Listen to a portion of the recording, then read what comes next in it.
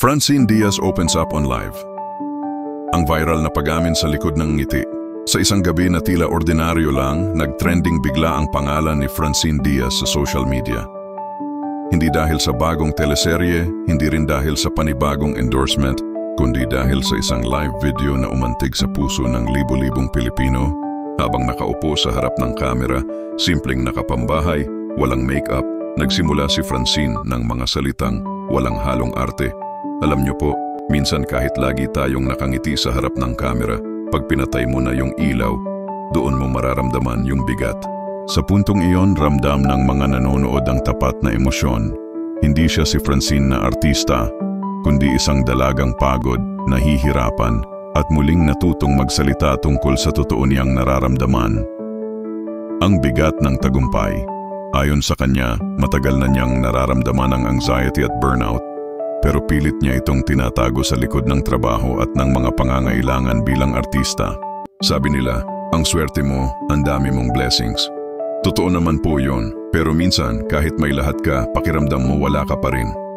Habang nagsasalita siya, mapapansin ang bahagyang panginginig ng kanyang boses.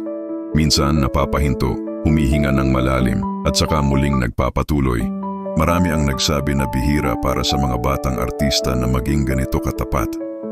Dahil sa industriya kung saan lagi kang dapat mukhang masaya, ang pag-amin ni Francine ay tila isang himig ng katotohanan. Komento ng mga tagahanga. Habang tumatagal ang live, dumagsa ang mga komento. We're proud of you, Chin. Hindi ka nag-iisa. Kahit idol ka namin, tao ka rin. Salamat sa katapatan. May mga fans na nagsabing dahil sa kanya, naging mas madali na ring aminin ang pagod at lungkot na dati nilang kinikimkim. Sa gitna ng digital world na puno ng filters at fake smiles, ang raw honesty ni Francine ay naging sandigan ng mga kabataan. Muling pagtindig sa huling bahagi ng live, sinabi ni Francine, "Hindi ko to sinasabi para magdrama. Gusto ko lang malaman ng mga tao na okay lang mapagod. Okay lang huminga. Kasi minsan, kailangan mo lang talagang maging totoo para gumaan ulit." Makalipas ang ilang oras, nag-viral ang live. Lumabas ito sa mga news outlet, blogs, at entertainment pages. Hindi dahil sa kontrobersya, kundi dahil sa tapang ng pagiging totoo, ang mensaheng naiwan. Pagkatapos ng viral moment, nagpasalamat si Francine sa lahat ng nagpadala ng mensahe at suporta.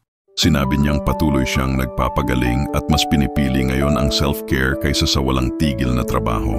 Sa huli, ang kanyang pag-amin ay nagsilbing paalala para sa lahat na kahit gaano kakintab ang mundo ng showbiz, tao pa rin sa likod ng bawat kamera.